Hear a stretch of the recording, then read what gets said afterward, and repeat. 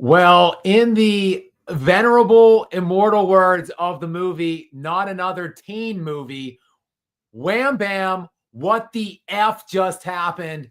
An absolute bananas game one, Eastern Conference Finals, overtime, thriller, insane finale down the stretch, basically starting from the 2.5 minute mark of the fourth quarter and going all the way through the fourth quarter. Oh my goodness, what in the hell did the Knicks just do? One of the biggest choke jobs I've ever seen in my life of watching the NBA playoffs. Look, I am rooting for the Knicks in this series. I didn't make any illusions about that coming into this series. I think it would be really cool to see the Knicks. They haven't been in the NBA Finals this century. The strike shortened 50-game season in 1999 when moderator Gary Spurs beat them in the NBA Finals. That was the last time the New York Knicks, this hallowed New York franchise, the mecca of basketball in New York, the last time they were in the finals 26 freaking years ago, haven't won the NBA championship since 1973. As old as my ass is, that's well before I was born. So I want to make it clear.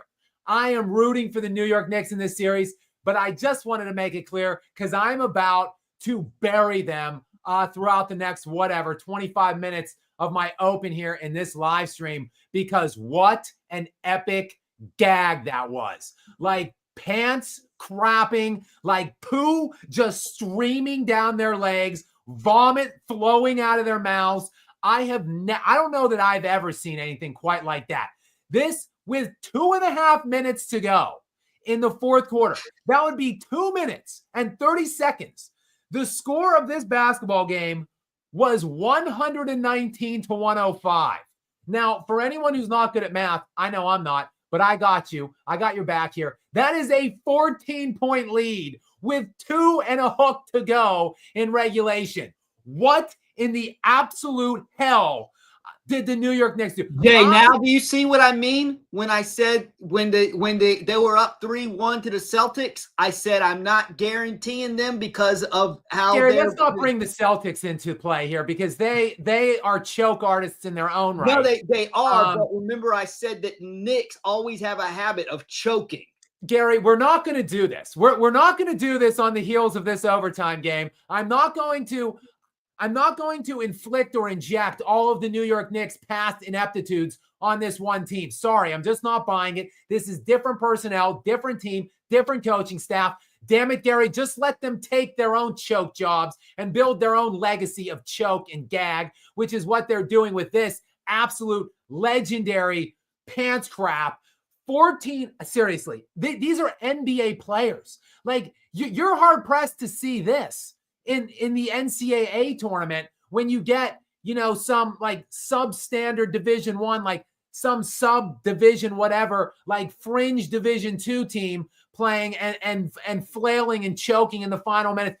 Can't even recall a 14-point lead that I've seen lost in the last 2.5 minutes of a high-profile NCAA game in recent memory. These are pros at home, pros with one of the most clutch players in the NBA, allegedly, Jalen Brunson. And damn it, he was clutch.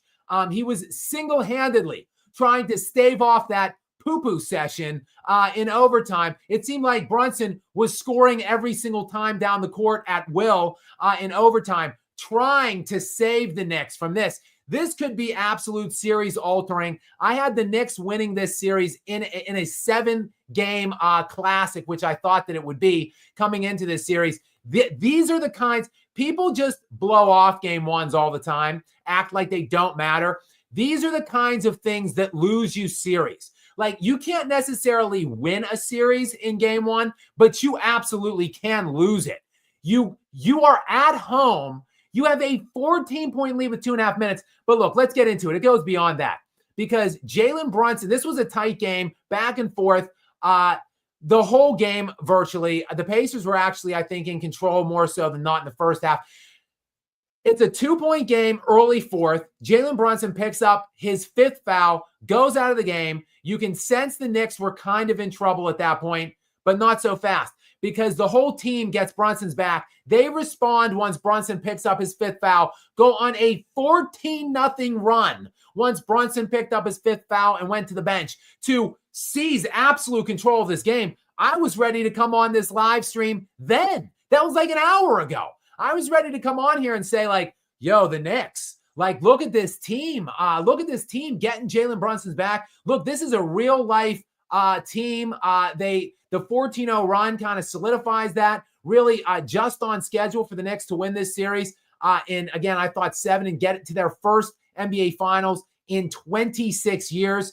And then nothing made me waver on that point up until the 2.5-minute mark when absolute hell broke loose in the form of Aaron Nesmith, who just started stroking threes all over the place.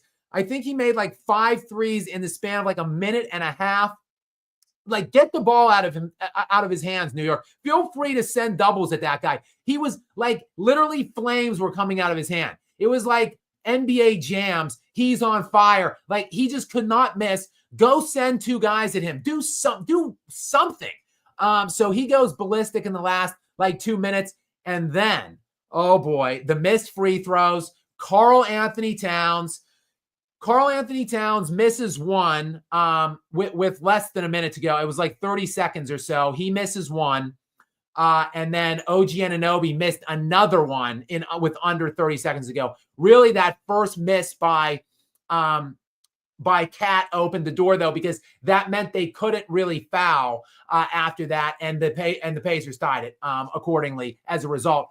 And Cat was 92% from the free throw line in these playoffs coming into this game, and he was 9 of 10 in this game when he stepped to that free throw line to shoot that second one and threw up on himself. Then OG Anunoby misses another one late. Those 2 misses opened the door after the Pacers were already going berserk from behind the 3-point line. And of course, it was Tyrese Haliburton who thought that he had won it he thought he walked it off with a game-winning 3 at the buzzer. And he was doing the choking, the Reggie Miller to Spike Lee choke celebration in midcourt. So that very nearly could have come back and haunted Tyrese Haliburton because his foot was on the line. They reviewed it. It was obvious. So it wasn't the game winner. It just sent it to overtime. Boy, would that have looked bad in hindsight had Tyrese Haliburton been doing that Reggie Miller choke celebration that he did on Spike Lee like a million years ago, like 30 some years ago. If he brought that out and then they lost to the Knicks in overtime, and that overtime was nip and tuck, back and forth. And, there was a late game turnover, the deflection that went off of Brunson's fingertips, which ultimately sealed that deal in overtime. But holy shit. I mean, how in the world do you blow a 14? How do NBA basketball players blow a 14-point lead with 2.5 minutes to go in a game?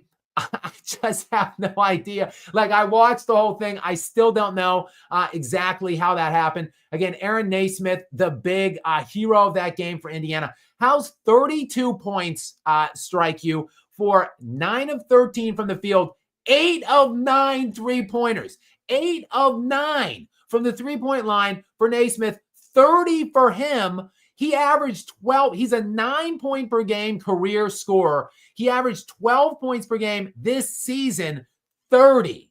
And he had, I think, 20 in the fourth quarter, like 20 in the last 4 minutes, seemingly, of the fourth quarter. Haliburton, massive. Again, 31 points for him, 11 assists. Great game out of him. And, I mean, just holy crap. Like, every single starter for the Indiana Pacers in the top or in double digits in scoring. They had a ton of points off the bench, like over 30 points off the bench, led by TJ McConnell for 10 points. Just an incredible team effort by these Indiana Pacers, resilient Indiana Pacers. They've been doing it virtually all playoff long. These crazy comeback games. the cardiac Pacers. They just find a way to stay alive, and they've stolen a number of games. They did it to the Milwaukee Bucks as well in that elimination game of that series. And look, the Knicks, they're just going to be kicking themselves. They played definitely well enough to win this game. Brunson in particular and Karl Anthony Towns, both fantastic games out of them. Brunson, 43 points on 15 of 25 shooting, and Karl Anthony Towns, 35 and 12 rebounds for him on 11 of 17. So hard to imagine, the Knicks playing better. I mean, those two guys will not have a better tandem game the rest of the way by far than that. I mean, holy crap. That is 78 total points for them on like 70-ish% shooting from the field. Mikal Bridges adds 16, OG Anunoby with 16. And again, this is a game you simply cannot let get away. I can't believe it. 14-point lead with 2.5 minutes remaining in the game. Just unbelievable. An unbelievable choke job. I still, like I said, watched the whole thing transpire, and I'm still searching for questions, trying to wrap my head around this whole thing.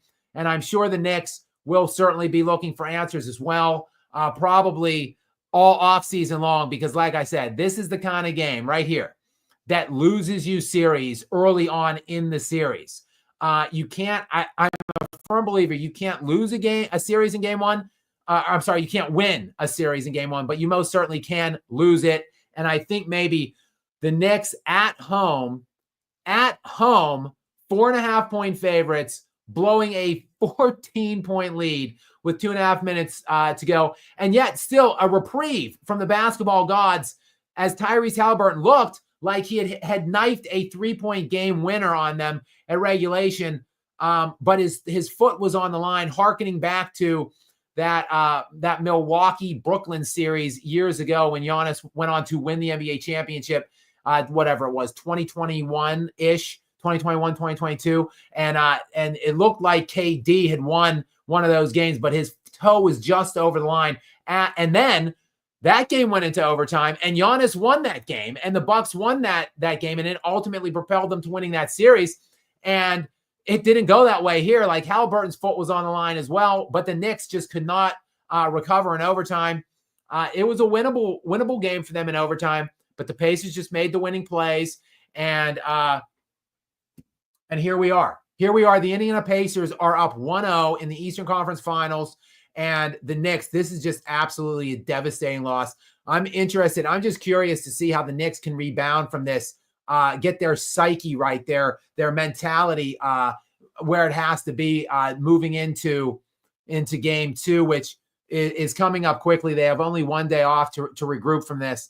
And holy cow, I'm searching my mind for throughout the annals of NBA history, historian of sorts that I am. And I'm hard pressed to think of a bigger choke job in such a situation as this. Like, I get it. It's only game one. I get it. It's only the Eastern Conference Finals, not the NBA Finals or whatever. It wasn't like an elimination game or a closeout game or whatever. But like, you haven't been in the NBA Finals for 26 years. You haven't won an NBA championship for like 51 or 52 years. And you have a chance to just put these guys on sleep mode with 2.5 minutes to go, up 14. And that's what happens to you. Like, I just don't know. Like searching through the vast expanse of NBA history, at least the stuff that I've seen, the stuff that I'm aware of, to think of something more just deliberately diarrhea-like down the stretch as that. 14 points. I'm just going to be shaking my head for 48 hours probably and just saying in my head, 14 points with 2.5 minutes to go.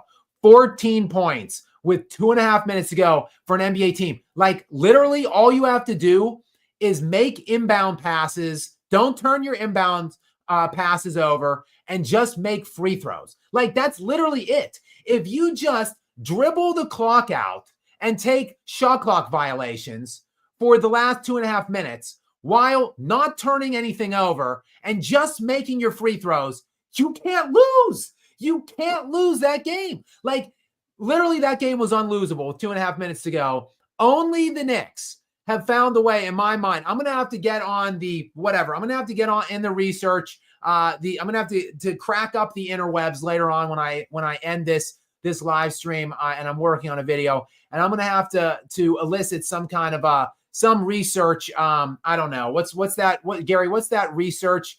Per something research or per, I don't know. There's some sports research branch, or I think it's just global or like world history research. I think we need to search. I need some kind of an advanced meta search on teams in the postseason all time in NBA history possessing a 14-point lead or more with 2.5 minutes to go or less, and see what their record is throughout the history all time in the NBA playoffs. My guess would be it's somewhere around 100% win probability. So, I mean, I just can't fathom. If I'm a New York fan right now, hell, even if I'm a New York player, you're going to have to talk me off of some kind of a bridge or get me off of some skyscraper. Like, this is unbelievable. I can't even imagine how sickening this has to feel for New York fans all over the world, and particularly, obviously, in Gotham City tonight. It's going to be a long, sad, desperate couple 40 hours or whatever between now and game 2 when the Knicks try to wash this off, because holy crap, there's just so many things to unpack. And you know what? The Knicks, like, they were so loosey-goosey with the inbound passes as well. They almost turned 2 over down the stretch. Like, they're lucky they even got that into overtime in the first place. And I mean, my goodness, I just can't believe it, Gary. Moderator Gary, welcome in. We're now 17 minutes in here on SKAP Live After Dark, unpacking this insane, improbable overtime win for the for the Indiana Pacers over the New York Knicks. A thriller, an absolute OT thriller, game 1 thriller, 138-135. By the way, look at that score. Talking about contrast, last night at halftime of the Thunder and Minnesota Timberwolves series, game 1, that was a 48-44 score at halftime of that game. And actually, in fact, Minnesota scored 88 points total in that basketball game. 138-135 tonight here. Of course, that does include one extra session, a 5-minute OT portion there for this one. And like I said, Aaron Nesmith, the big hero tonight, 30 points on 8 of 9 from behind the 3-point line. And he really keyed their frenetic comeback down the stretch in the last 3 minutes of that game. And, conversely, look, it's hard to put this loss on Jalen Brunson or Karl Anthony Towns. Ultimately, those two both massive games on the other end for New York. 43 points out of Brunson, 35 for Karl Anthony Towns, both on extraordinarily high shooting efficiency. And, well, there we have it. It is 1-0, and now we just wait to see. Can New York get back in this thing and take a game 2 where they are going to have so much freaking pressure on them? The Pacers are going to be playing fancy-free, carefree, not a worry in the world for the Indiana Pacers in game 2, absolute house money. Whereas the New York Knicks, these 8 or 9 odd players that Tibbs will run out there to play some kind of meaningful minutes in 2 days, will be holding the entire weight of New York City on their backs. They have to just come out and win this game. And I would give them a little bit of advice here to make sure that they take a big lead and just hold on to it, because we've seen that it's not a good equation for success if you let these Pacers hang around. But who knows what the hell is a big lead and what is an unattainable comeback for these Indiana Pacers, because when you come back from a 14-point deficit with 2.5 minutes to go, I mean, nothing is impossible. As Kevin Garnett said once famously, anything is possible. And with these Indiana Pacers, it seems, at least in the Eastern Conference, that no lead is too big, and that they can come back from pretty much anything.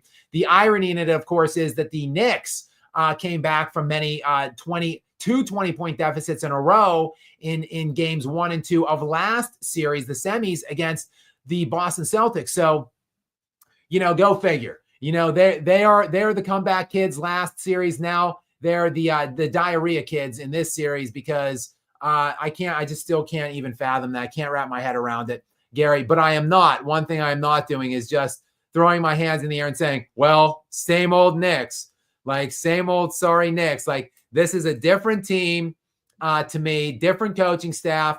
But to your point, same result because just an epic choke job. Probably, again, just off the top of my head, from watching this for 30 years and from studying the sport that goes on before that, long before 30 years, this is one of the most devastating, heartbreaking losses I think I could possibly fathom. Just putting myself, I am rooting for the Knicks, but I am not necessarily a Knicks fan, but just putting myself in the shoes of Knicks fans all over the world, and particularly in New York City tonight, like I would be, I don't even know. I think I would just be sitting in like some dark room playing that darkness song, the Sounds of Silence or whatever, that old song, Hello Darkness, My Old Friend, it begins with, and just sipping whiskey for the next like 40 hours while I read, the aforementioned Don't Kill Myself books, because that is an absolutely excruciating, devastating loss. Lot to unpack in this game. Obviously, we've also got SGA officially announced league MVP today. Breaking news around 6 p.m. today. Finally, not sure what the NBA was waiting on, but that announcement official as they await their game 2 tomorrow night after their 26-point smackdown of the Timberwolves in game 1. So really, we can talk about any number of those things tonight moving forward, whatever you guys want to talk about. Shout out to all of you who are in now to the SKAP Live Lounge here after dark, of course. We're about 20 minutes outside of midnight on the East Coast in the US of A, New York time. So if any of you Knicks fans are in the chat, commiserations, condolences, etc. to you guys. We got about 450 people in here. So welcome in, like I said, great to have all of you. And moderator Gary, welcome into you as well. We do have a number of like little super chat thingy comments that came in so far. Shall we get to some of those, Gary, or is there anything that you would like to unpack here? Any questions you might have or takes that you want to discuss following that absolute epic, colossal throw-up session by the New York Knicks? I'm not surprised, to be honest. I said I think the series is going to go 7 games. I figured there'll be a few choke jobs. Indiana will probably choke a game as well. I think it's going to go to 7. I think the Knicks will win in 7, but they did look a bit deflated. I did expect them to win game 1. So maybe Indy surprised me against Cleveland. Maybe they will surprise me again. A lot of people have said Indiana has gotten really good over the last couple months. So who knows? But I can tell you, if Indiana goes to the finals, though, that's just going to be a clean sweep, I think. I mean, it's going to be a clean sweep no matter who gets there, Gary. I mean, the Knicks or the Pacers, it's a moot point. Although I will say this, when you look at the 4 remaining teams that are left standing, being Minnesota, Oklahoma City, New York, and Indiana, basically all 4 of those teams have a guy like one transcendent kind of individually dominant force in Ant-Man, SGA, Brunson, and Haliburton. I don't know if you would call Haliburton necessarily an individually dominant force, but let me just say this. Those 4 guys are good at building mismatches. They're good at bringing 2 to the ball, so to speak. They're good at commanding double teams, or they're good at finding advantages for the remainder of their teams. And this is obviously what I've been talking about with the Nuggets. There is no one better in the NBA than Nikola Jokic doing that. So you definitely need that guy, as evidenced by the 4 teams that are remaining. But then it is incumbent on the organization to provide that star with enough aggregate talent that they could, go to work with the mismatches that those players create when they bring 2 or 3 to the ball. And what is the common theme or thread between these four teams are they all are pretty deep. They all are pretty long. They all have multiple guys that could shoot threes, that could play defense, and that could capitalize and thrive off of the advantages that these individual players can create for them. So like, and again, they're all long, rangy, and kind of athletically driven defensive units. So now obviously there's not a lot of defense being played in this game tonight, but I think the Knicks' identity is that of like a scrappy defensive caliber kind of a team. Really, Indiana is the only team left of the four that I think does not really possess a defensive identity. But obviously, they show tonight their ability to outscore you if push comes to shove. So that's obviously the style that they play. That is not a good strategy though in playing the Oklahoma City Thunder. Maybe perhaps the Knicks could steal one game, maybe, but I don't see that coming. So, but look, Gary, like let's just enjoy this series while we have it, because it looks like this is going to be a pretty tight, close to the best played series. I think massive advantage now to Indiana. I like the Knicks in 7 starting the series, but now like Indiana gets game 1. Now they have the advantage moving forward. Now it's the Knicks that are going to constantly be on the back of their heels, so to speak. They're going to be the ones that are put in reactionary mode. They're the ones that are going to have to come up with some kind of an adjustment moving forward into game 2. So, and then look, then even if they tie at 1-1, now, I mean, it's going back to Indiana. So you would think Indiana then has the advantage in that game 3. So then even then the pressure's back on the Knicks in game 4 to split them there, or it's 3-1. I think ultimately major advantage now. My mind, I think, might have changed on the outcome of this series, just from the outcome of tonight's game and just the way the game played out. You know, I talk about it in the NHL playoffs often. Sometimes a loss is more than one game. Like sometimes one loss means more than just one loss.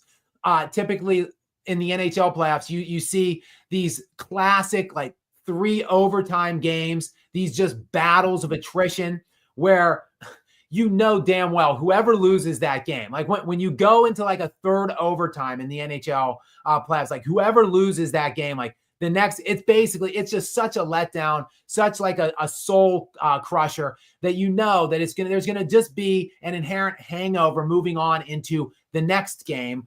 So like, to me, this absolutely is one of those instances where this is just more. To me, it's more than just one loss. Like you're up 14 points. It was like with 2.5. The Pacers scored 138 points in this game through the end of overtime. They had 105 points with 2.5 minutes to go in the 4th.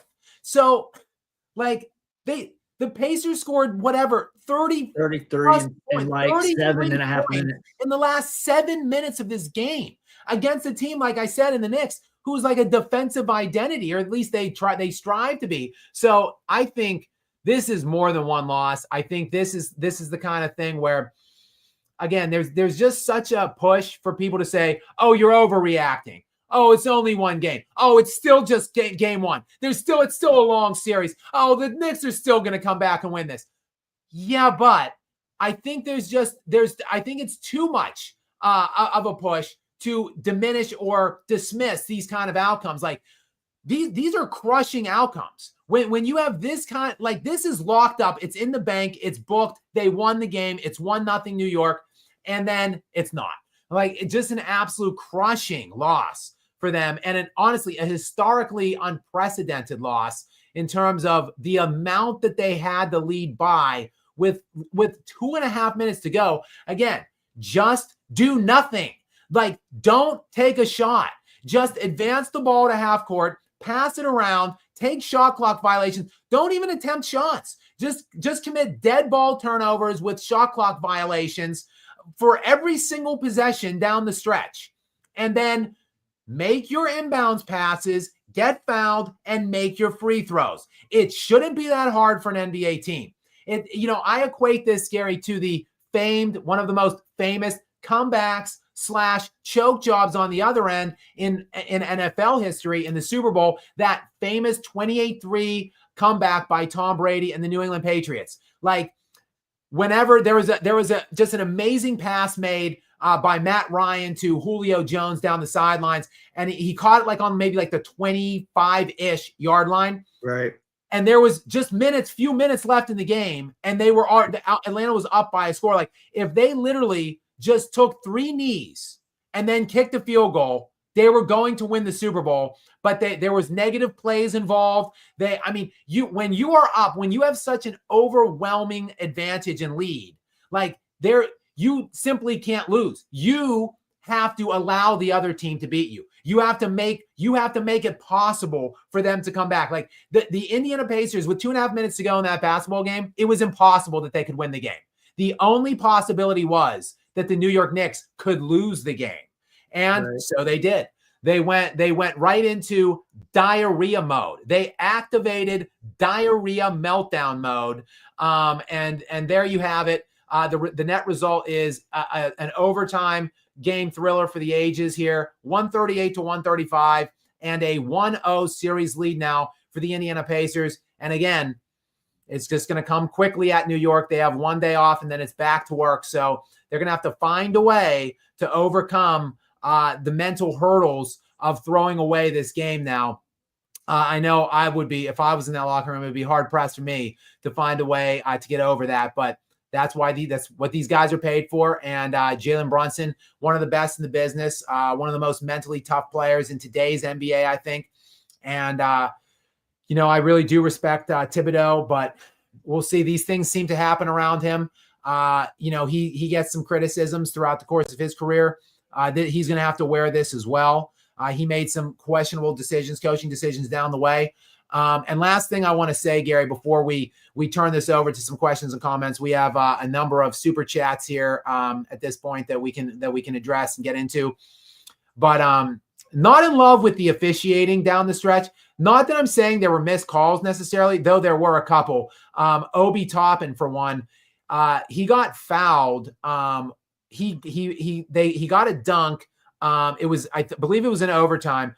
And it was in overtime, and the Knicks were, down 1 at the time, and they needed to foul. I don't know what they were doing, not fouling. But the ball got to Obi Toppin down by the basket. He dunks the ball, and he got fouled as well. I think OG Anunoby fouled the shit out of him, like hacked the ever-loving shit out of his arm while Toppin was completing the dunk. Absolutely should have been a 4-point play, which would have ended the game. I mean, there was like 10 seconds left. It would have been a 4-point game. No call there.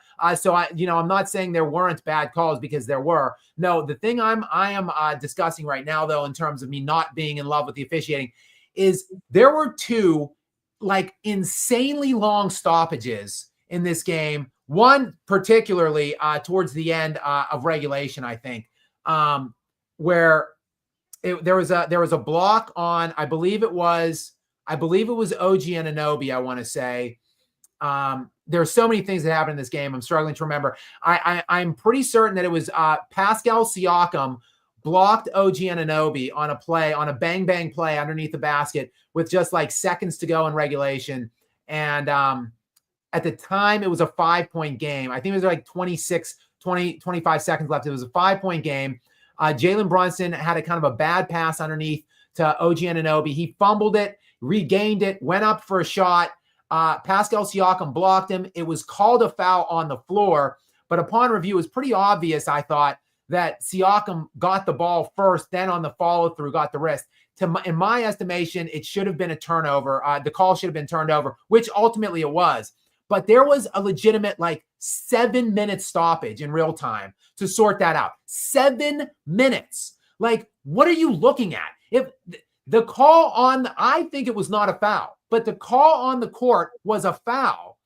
And you need to have overwhelming, decisive, or declarative evidence to overturn the call on the floor.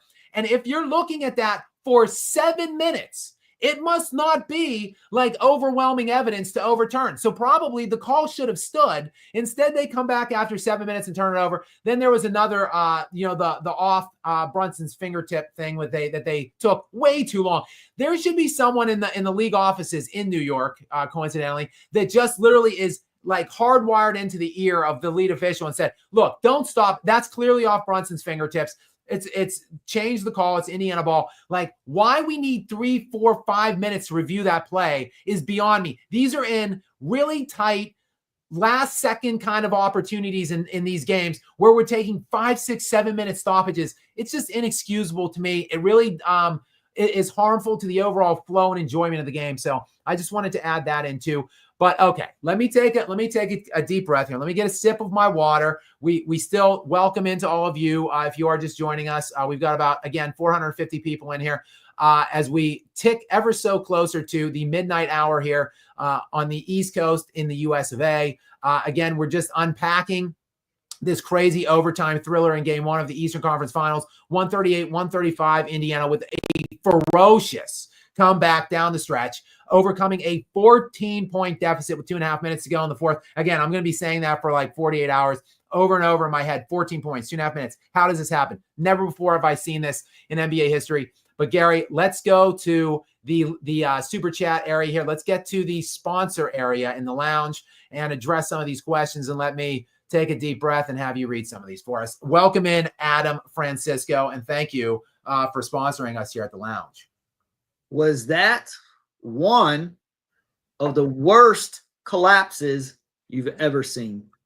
Well, Adam, you have sent that in 40 minutes ago. I've been going on now. It was 11:19 when you sent that in. It's 11:55 now that I finally get to address it. So sorry for the delay. Hopefully, though, I have answered your question multiple times over the span of the last 40 minutes. Yes, it is probably the worst choke job I've ever seen in NBA history. In terms of a 1-game sample size, a 14-point lead with 2.5 minutes to go it's crazy. It is absolute unequivocal madness for an NBA team to blow that length, that amount of a lead with that amount of time left. I just can't even believe it. Sully's Tech Hub is in. Sully, what is up, my brother? Welcome back into you.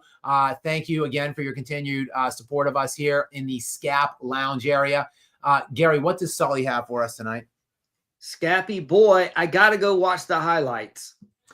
Yeah, there are a lot. The actual highlights of this game could be like a half of an hour because there was just so many things going on. Basically, just starting at the midpoint of the fourth quarter, like the Knicks opening this thing up with Brunson nowhere to be seen. Like Brunson left early on in the fourth, like in the first minute or so with his 5th foul. And he didn't come back in until there was 5 minutes left in the fourth. And they were up like 15 points at that time. And it just looked like an absolute easy cruising victory for them, a nice team victory. And then all hell broke loose in the last couple minutes. Again, Aaron Nesmith just went like Reggie Miller times 10 in this game in terms of what he did in the last couple minutes and the threes that he was hitting. The Knicks were just pooping all over the court. It was just like flopping all over the court. Like they're like just poo, just dribbling out of their shorts. Like they were nearly throwing every inbound pass away, missing free throws. It was just unbelievable. An unbelievable sight to behold, this level of a choke job. Sully, but thank you. Go check those highlights out and hurry back to the lounge when you do. Will N, welcome into you. Will N, again, another regular here in the lounge. What does Will N have for us, Gary? Calling it right now. Knicks fans are going to burn down Indianapolis. Well, I don't know. We don't advocate for any kind of violence here, obviously, in the SKAP Live area in the lounge. But yeah, it is. I don't know how, if you're a Knicks fan, like I don't know how conceivably you overcome this. Hopefully it does not entail any kind of violence or destruction to any kinds of cities, either their own or anyone else's. But holy cow, that is just a crushing loss. I'm looking at right now the post game presser is on right now on TNT on my TV here up on the wall. And I've got Karl Anthony Towns and Jalen Brunson sitting here. I'm not going to listen to it. But just looking at their facial reactions, I mean, Gary, you talked last night about the body language, the facial reactions of Right. Julius Randle and Anthony Edwards in the aftermath of getting blown to pieces in that fourth quarter. Yeah, looking at the facial reactions of these two, like this looks, again, like I've been saying, this is more meaningful than just one loss. We've got Karthik Shankaran, again, another regular, just all of you regulars here in the lounge. Many thanks to all of you for your continued support and sponsorship of us here. What does Karthik have for us right now, Gary? Wham, bam, what just happened? Pacers in 6. I agree, Karthik. I'm shifting my pick. I had Knicks in 7 coming into this series. Up into the 2.5 minute mark of the fourth quarter, I saw nothing that would deter me from that pick. And then, though, the last 2.5 minutes of the fourth quarter happened, and then the ensuing overtime portion of the game as well. So now, after seeing that gag job, I still think the Knicks are better, but it doesn't matter. Like, ultimately, like, see, that's the thing. Like, everybody just talks about, oh, well, they're better. Oh, whatever. Like, the cream rises. Like, it's not that big of a discrepancy. Like, the Thunder absolutely collapsed in game 1 of their series. They were up 11 points with like 4 minutes to go, or 3 minutes, something like that, like 3.5 minutes to go. And they absolutely collapsed, and the Nuggets came back. And look, the Nuggets, to their credit, utilized that gift, that gag job gift that the Thunder gave them to get it all the way to 7. And the Thunder still were taking 7 after that choke job in game 1, despite the fact the overwhelming talent discrepancy. I think the Knicks are better, but it's not that big of a void. Like, the differential between the talent of the Knicks and the Pacers ain't as wide as the talent between the Thunder and the Nuggets were. And that first game transformed that entire series. Like, I think look, the Thunder were up like 11, like I said, with like 3 minutes to go in that game 1. If they just cruise into for like a 10, 11, 12-point lead and win game 1, I think that's a 5-game series, which is what I thought it was going in. 5, maybe even 4. Instead, it became a 7-point or a 7-game series because of the events that transpired in that game 1. Now you have 2 fairly evenly matched teams, maybe a slight advantage to the Knicks, but now you throw up all over yourself and just gift wrap this thing. You gift wrapped it and put it on a silver platter and handed it over. This is a series altering loss for the New York Knicks. So I'm with Karthik. I'm changing my pick. I had Knicks in 7. I now have Pacers in 6. Next in, we've got Cusmo Jimbo. Again, just more of the same here. All of you regular SKAP Lounge participants and sponsors, welcome in Cusmo. And what does he have for us tonight, Gary? SKAP, I'm sick as hell right now, bro. What the flip was that? Yeah, Cusmo Jimbo, for those of you who might not know or might be new to the live lounge area here in SKAP Live, that is, Cusmo Jimbo, big Knicks fan, and he's very confident in their chances. In fact, last night, he was proclaiming that the Knicks were not only going to win this series, I think in 5 was the call, but then he was saying that they were going to beat I believe he was saying that they would beat the Thunder in 5 as well in the NBA Finals round. So this Cusmo Jimbo, first of all, shout out to you. Congratulations to you for coming in here to the lounge and to showing your face here in this sponsor area after that. But hey, look, like I said last night, I respect your positivity and optimism in believing that they could actually win a game against, or not only win a game, win the series and beat them in 5, the Thunder. But now I'm sure, because of you're such a positive, optimistic thinker, I'm certain that you have not lost the faith after this one devastating loss.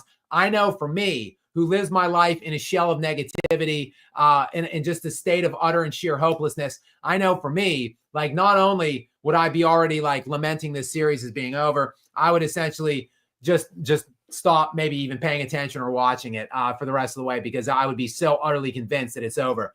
Since I don't necessarily have a massive rooting interest, will continue to watch these games, and I will hope that your Knicks get back into it, as I'm still rooting for them. But I do not like the outlook of this series for them now moving forward after that, whatever the hell that was. I don't know, to answer your second part of that question. WTF was that, other than one of the worst choke jobs in all of sports history, in my opinion. Jolly Joshams is in, another regular here in the lounge. So far, many recurring regulars checking in here in the sponsor area. Many thanks to you guys for your continued support of us. Gary, what does Jolly Joshams have tonight? Nothing warms my heart like when a mid-market team upsets a LA/Los Angeles. I heard the excuses they made for Cleveland. What will they say if the Pacers win this? I mean, yeah. I mean, Cleveland, look, they had a lot of injuries. They faced teams with a lot of injuries, but then they got injuries last year in their own right. Haliburton missed the last couple games in that series against Boston last year. And those were some close games. I think Boston either swept them or beat them in 5 games. I'm not sure which, but it was a 4 or 5 game series. But those were some very, very close games. The Pacers just really couldn't close out the games, but they played the Celtics tight last year. And then obviously Haliburton got hurt. He missed the last 2 games, I think, with a hamstring. So, they got injury luck last year to get to where they got to. And then they had some unluck in the injury department, some bad luck, if you will, of their own. So, we'll see. They then got some luck on the injury bug this year as well. Dame Lillard gets hurt in that Milwaukee series. Then, of course, just half the Cavaliers team basically was out in that last series for them. But look, no excuses here. The Knicks are full health. The Knicks were up 14 points with 2.5 minutes to go. This is a series they should win. They're favored to win in. They were favored tonight.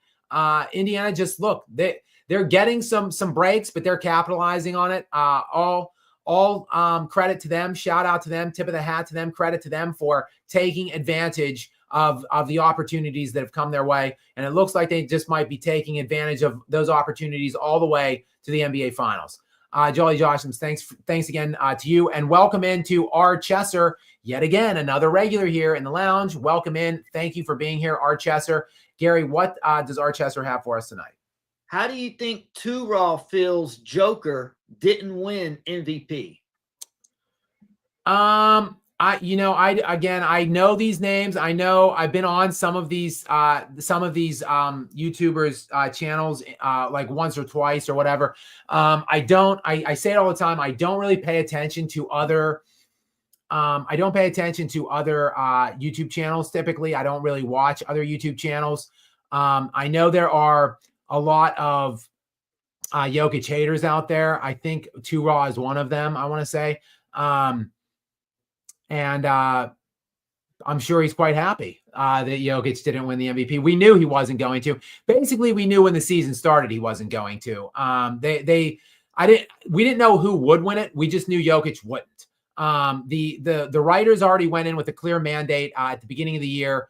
Anybody but Nikola Jokic for MVP. So it really didn't matter who it was going to be. Shai Gilgeous-Alexander obviously presented himself as a viable candidate early on, and now he becomes a very worthy recipient of the award. He just wasn't better than Jokic this year. He wasn't better than Jokic. He wasn't more valuable than Jokic. That doesn't mean that Shai isn't also great and that Shai didn't also have a great season this year. He had a historic season. The Thunder are about to have a historic season, but just not as good as Jokic. But hell, at least it's someone that's like deserving and worthy, unlike Joel Embiid was 2 years ago when the writers also went into the beginning of that season with a clear mandate that they were not going to give Nikola Jokic 3 straight. So in that season, they just decided before the year began, like, he ain't getting 3 straight. And they decided basically after last year, he ain't getting 4 ever. So, and now he probably never will, because if he doesn't get it off of this season, if they don't give him a 4th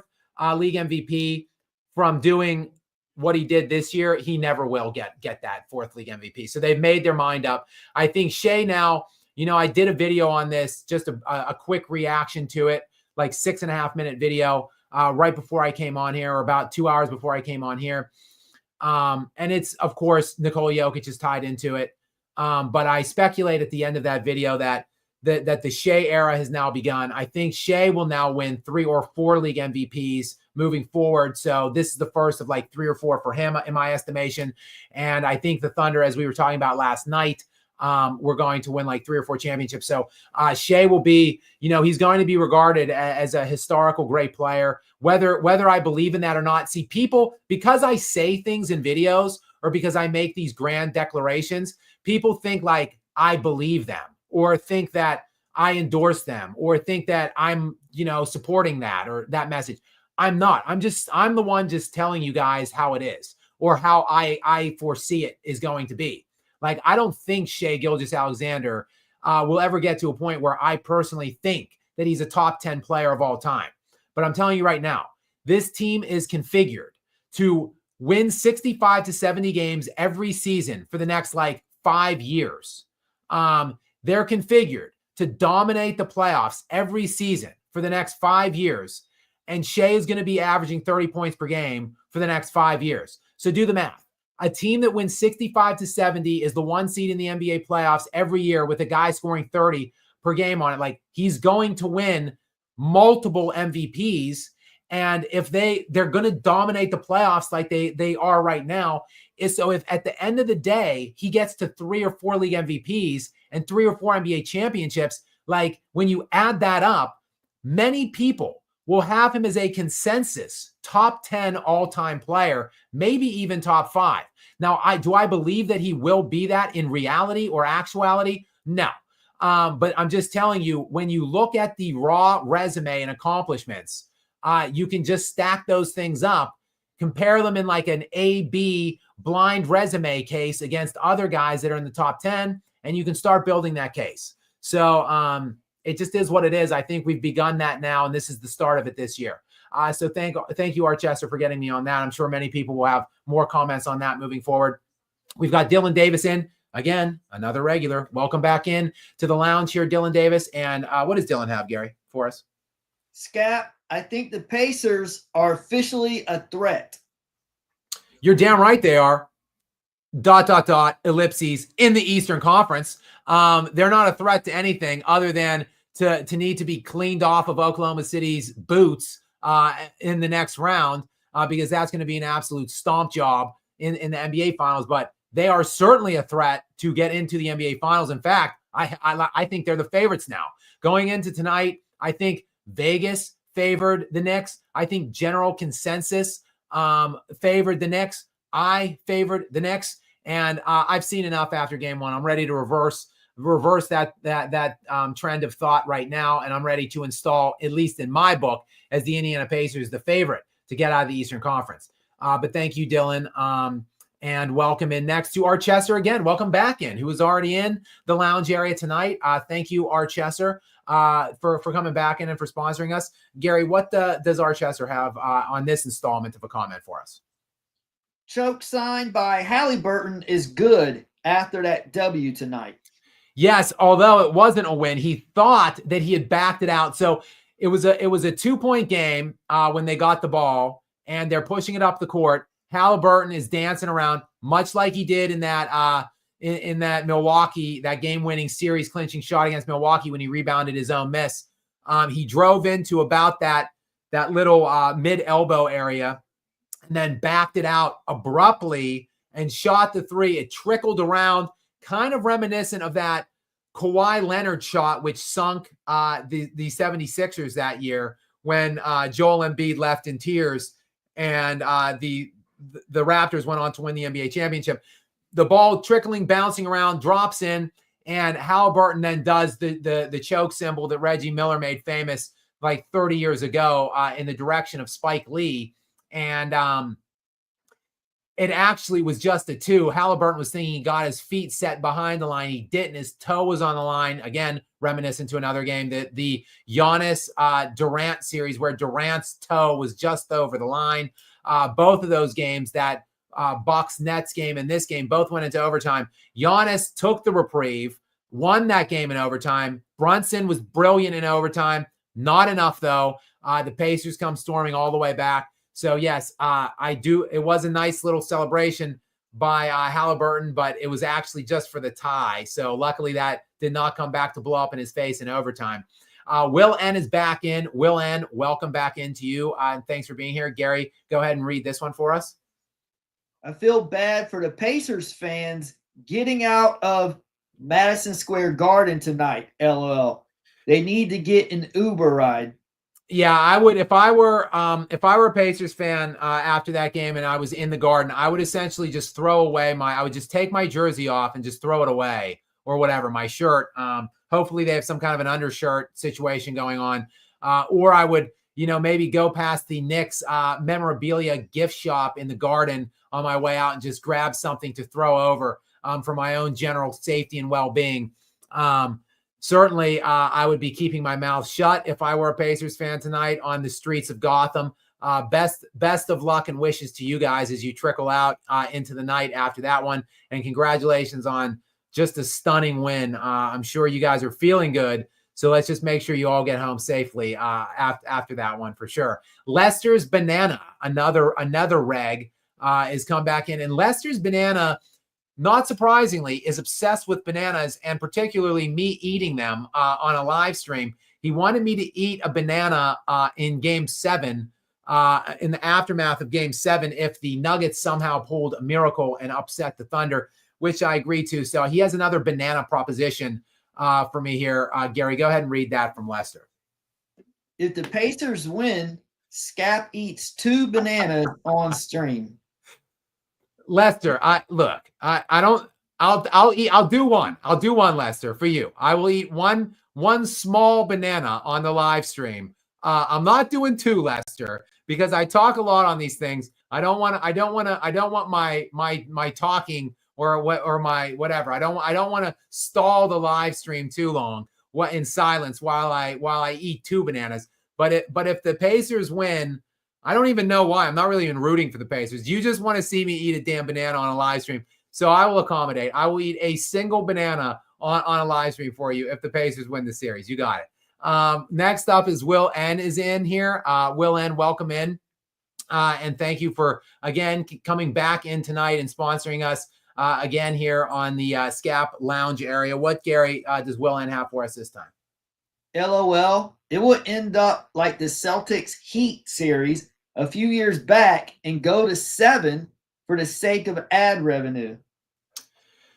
Yeah, we'll see. I mean, I think if the Knicks find a way to get it back to a Game 7 at this point on the Garden's floor, I think at that point, look, all things have been forgiven then at that stage. This choke job has then vanished and evaporated. It doesn't really matter anymore if they've played to a draw then 3-3 and it goes back. So really all else is out the window. The Knicks to me are the better team. They would be at home. They would have the full weight of that city and that crowd on their side. I think if it gets into a Game 7, I would like the Knicks then to obviously win the series. But I think the Pacers are going to handle this thing in 6 now. I think what this win does for them is give them it puts them in the driver's seat. It gives them the ability, the potential to close this thing out and not have to get it into a Game 7. So that's kind of what the Knicks squandered tonight when they squandered that 14-point lead with 2.5 minutes to go in the fourth. Next in is Xavier DeGod, a regular. Xavier, what's up? What does Xavier have for us? A big Kobe guy. So obviously he's got a Kobe question, which I love to talk about. So go ahead and read that one for us, Gary. If Kobe won in 04 or 08 or both, would he be the GOAT? Great question. I think it's hard to say because it would have kind of changed the trajectory of his career, I think, if he won in 04. If he won in 04, that would have been his 4th in 5 years with Shaq. So he and Shaq would have won 4 and 5. And to me, look, there's no way those two break up then at that point.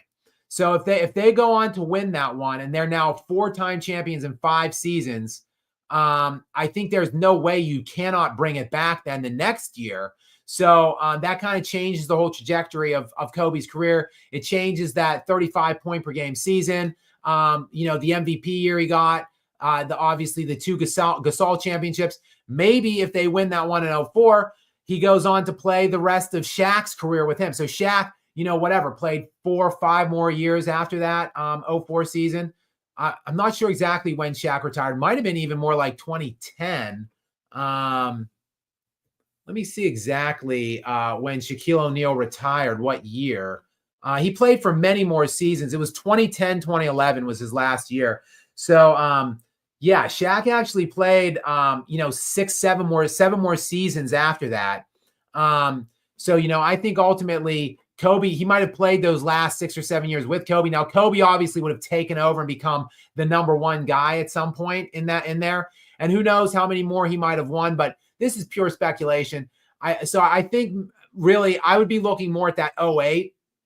If Kobe three-peated 2 times in a row with 2 different teams, one of which having just Pau Gasol, really, I don't think I would have necessarily put Kobe as the standalone GOAT, but I would have had him it would have been like a tie. Like I would have had him and Jordan next to each other. Like I would not right now, Jordan is the only player I put definitively above Kobe Bryant.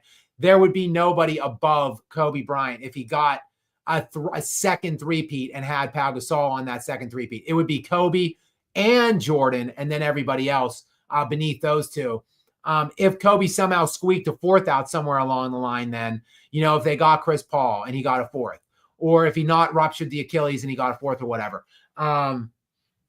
then I think if Kobe gotten 7, then I think, and 4 of them came without Shaq, then I think we're on to something here with saying Kobe actually exceeded and surpassed Jordan. But good question there, Xavier DeGod, and many thanks to you for checking in here again and sponsoring us tonight. We've got Geometry 0001, and I don't recognize this handle. So for the first sponsor basically of the night, this could be a new sponsor here into the lounge. So welcome to you, Geometry 0001, and thank you for sponsoring us here on SKAP Live. What's up from Geometry, Gary? Thoughts on Malone playing the media game now? Hearing him call SGA the MVP felt off to me. From Nuggets fan, also love the vids. Crazy game 1. Yeah, thanks, Geometry, for the super chat, and thanks for the support. I did see it. I didn't really hear it, but I did see the story or whatever that Michael Malone said something to the effect of, oh, well, that's why Shea's the MVP, or Shea playing or showing he deserves the MVP, something along those lines. I think it was pathetic by Michael Malone, honestly. I think I have a lot of respect for Michael Malone. And I'm a big fan, or at least I was a big fan of his. I love the trolling that he did of the LA Lakers. He did it multiple times. The put it in your pipe and smoke it line in the press conference that one year directed at the Lakers. The mocking of LeBron James for talking about retirement. The who's your daddy chants for him to LeBron. I like Michael Malone. But yeah, that was pathetic to me. And it's pathetic for basically just because he's just being a liar. That's the reason it's pathetic. Like, just can we get some honesty? Like, either he was pandering to Nikola Jokic, because all year he was talking about how Nikola Jokic is the obvious MVP, how if you didn't know he had 3 league MVPs already, he is the clear choice for MVP. So like, either you're gutlessly pandering to your guy, and like, you don't have to do it. Just say nothing at all. Like no one's put a gun to Michael Malone's head through these press conferences throughout the year and demanded that he talk about the MVP. He unsolicited brought that up multiple times in praise of Nikola Jokic about how he's the clear and obvious MVP. It's basically just fatigue. That's the only reason he's not going to get it. Okay, and then now, after he gets fired and he's on ESPN and he's talking about a Thunder game, now all of a sudden, oh, SGA is the MVP. He's showing us why he's the MVP. Like, you're gutless, Michael Malone. You're gutless, or you're a liar, or both. Like, I thought it was a pretty pathetic display from him, quite frankly. Like, just be honest from the get-go. Like, just don't say anything about it all year, or now in the aftermath, come with it and just how about some consistency? If you really believe that all year long, who cares that you're on ESPN airwaves during an Oklahoma City Thunder in the aftermath of a Thunder game? Just say, look, this is why Shea was an MVP finalist. I don't think he was the MVP. I think that was the guy I coached for most of the season. But great game by Shea nonetheless. Like, you don't have to be a gutless, lying flip-flopper if you're Michael Malone. You don't have to be. He just is. So I thought it was pretty pathetic, but it is what it is. It was not a surprise to me that he did that or that he said that. But yeah, good question there, Geometry. And again, thank you for coming in. We've got now Vacation Wealth Partners, who has been with us from the very beginning, now going on like 3 weeks of almost near nightly SKAP Live After Dark sessions here. So welcome back into the lounge, Vacation Wealth Partners. And many thanks for your continued support and generosity of us here at SKAP Live. Gary and I both appreciate it. And Gary, what does Vacation Wealth Partners have for us tonight? Hey, SKAP, if I put the over-under for Jokic on future MVPs at 0.5 and future championships at 0.5, the rest of his career, do you take the over on either, and which one helps his legacy the most? What a championship would. Yeah, great question, Vacation Wealth Partners. And Vacation Wealth Partners sent this in at 11:59. I'm still a little behind. I'm catching up, but I'm still a little bit behind. It's now 12:24 a.m. on the East Coast here in the USA. And Vacation Wealth Partners sent this in at 11:59, so about 25 minutes ago. I have kind of discussed it somewhat here. I would, but great point. And I've talked about it in videos. I've really talked about it. I've been talking about it since last year. To be honest, to be quite frank, I would take the under on both of these. I do not think he's going to win a single other MVP, and I do not think he's going to win another championship. I think the championship would help him most, help his legacy most. I don't think 3-4 MVPs, like, okay, yes, 4 gets you in. He's already an elite category. I think there's been maybe 9 players ever to win 3. There's been even less to win 4. That would be Michael Jordan, Kareem Abdul-Jabbar, Will Chamberlain, Bill Russell, LeBron James. Off the top of my head, I think that's it on 4-time MVP winners all time. There's not many more that have won 3, like Moses Malone won 3, Larry Bird won 3, Magic Johnson won 3. So there's only like 8 or 9 that have won 3 league MVP awards, but then only like 5 that have won 4. So obviously that does get him into an upper echelon, kind of even more than just the 3. But to me, look, it's going to be hard for him to be a top 10 all-time player. I think he is that. Like his peak, he is to me even better than 10 in peak. Like this is like one of the 5th best peaks probably I've ever seen, which is why I'm going to rank him highly at the end of his career, no matter what. But it's going to be hard for him to be a consensus top 10 and for other people to believe that if he ends with 1 championship. Really, there's nobody else that has less than 2 that are in the top 10. You've got Will Chamberlain with 2 and Hakeem Olajuwon with 2. Those are the only guys that have less than like 3 in my top 10 and pretty much anybody's top 10. So I think he really needs to get 1 more championship. And no, I don't think he's going to get it. In order for him to get it, he's going to have to leave Denver. They're capped out. They're in the apron. They're in the first tier of the apron now at this point. They have like 3 more years or 2 more years solidly of Michael Porter Jr. contract being $40 million per year. They have 4 more years starting this upcoming season of Jamal Murray at $50 million a year. It's just a devastating set of circumstances for Denver. They're old. They're injury prone. They're shallow on the bench. And then when you look around at all these other teams, they're 7, 8, 9, 10 players deep. They're long, athletic, good defensively, can all knock down threes. Like, it's just, he's never going to win in Denver. The team has been built too poorly around him. There's too many good teams, young stud teams surrounding him in the West. Like, it's just never going to happen. And then in terms of MVPs, look, he should already have 5. They're just not going to give him anymore. So, I mean, no player has ever finished top 10 in 4 standard box categories ever in NBA history.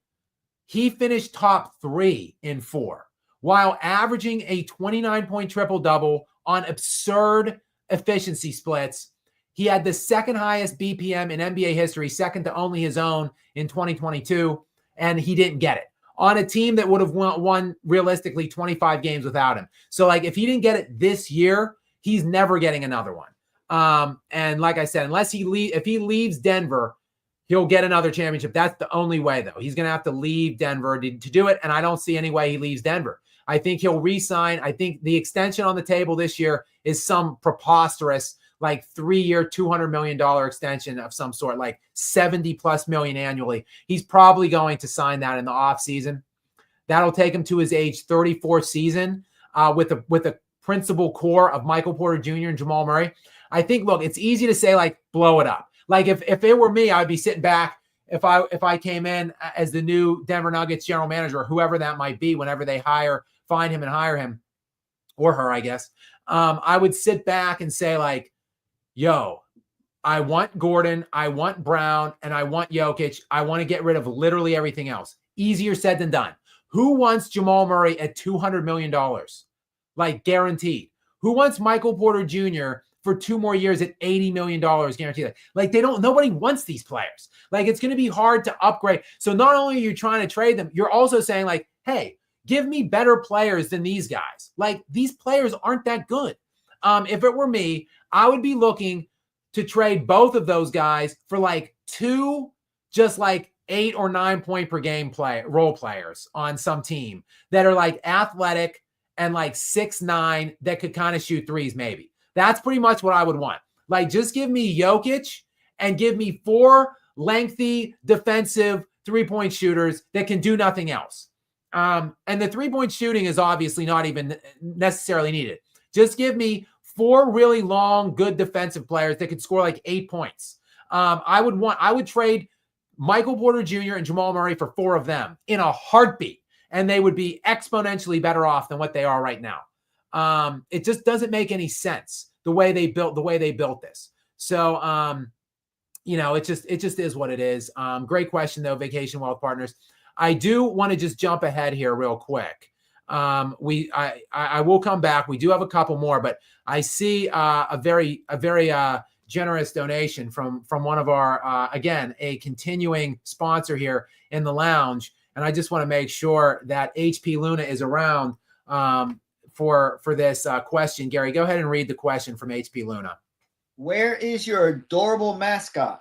Great question, HP Luna. Luna, who is my adorable mascot, my best friend, my assistant, for those of you who do not know, is a 12-pound Shih Tzu named Luna. And she is, as she always is, loyally right by my side. My assistant, I will lift her up here begrudgingly because she's a tired little girl. She had a number of good walks, fun little walks.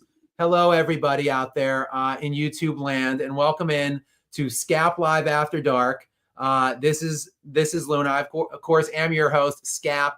We've got Gary, the moderator, and really the brains behind the whole operation here. The brains and the looks, may I add, HP Luna. So thank you, HP Luna, for your very generous donation. And sorry to the real Luna here for waking her up, but just wanted to give Luna some airtime there. Get appease the sponsors and get the real looks of the operation here on screen. So she's now nestling back into her little bed. So back there, just kind of she's my associate producer on these things. So she's just kind of waiting for us to wrap up, and then she'll help me with my video that I'll put up. But thanks again, HP Luna, and welcome into Just a Messenger. Just a Messenger, another regular here in the lounge. What's up from Just a Messenger, Gary? Sorry if this was said already, but Reggie being the announcer tonight was perfect. That bounce to force OT reminded me of Kawhi a few years ago. Yeah, I actually mentioned that, Just a Messenger, not till after you sent this, obviously. But I did mention that shot did remind me of, it was Kawhi in the corner, if you remember. That I think it was an elimination game. The Raptors won. I think it was Game 7, actually. Game 7, I believe it was Eastern Conference semis. I know it wasn't the Eastern Conference Finals because, as we know, Joel Embiid has never been to the Eastern Conference Finals. So I think it was the second round of the, I guess it would have been, 2018 when the Raptors won that year. Won the championship. 2019. Obviously, Durant ruptured his Achilles in that final series, and Clay got hurt too. But before any of that happened in the final series with the Golden State Warriors, that we had that second round series. I think the East Finals was maybe against the Bucks and Giannis that Toronto won that one behind Kawhi. But in that, it was a game 7 situation. Kawhi drove the baseline, put that shot up right along the baseline, fading away. Great defense on him, by the way. And the ball just trickled around on the rim and fell through. And the Raptors ended up eliminating the Sixers. And that was back when Joel Embiid actually cared about winning. And he left the court in tears. And I don't have any problem with that. I like that Joel Embiid. I like that Embiid who cared actually about winning and losing. Now this Joel Embiid just jokes and makes light of losing and is just a loser now at this point. So that was a hell of a game, a hell of a shot. And it definitely did remind me of it. And as to Reggie Miller, I really liked Reggie Miller. I was a big fan of his growing up. I think he's a bit of a LeBron jock sniffer at this point.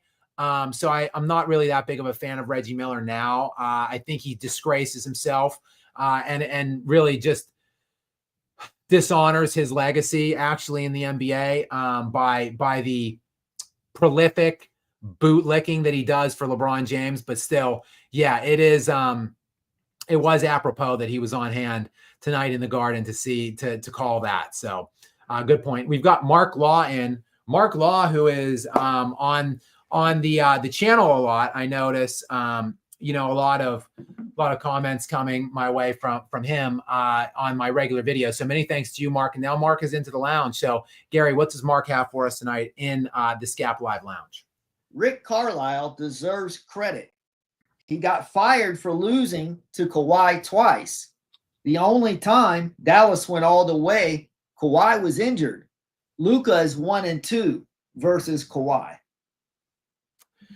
I've always been a big Rick Carlisle fan. Look, I mean, Kawhi Leonard, Kawhi Leonard honestly is one of the best players of all time in his peak. Gary, I know you're a big Kawhi Leonard fan, probably because he started with San Antonio, but you and I talk about this often.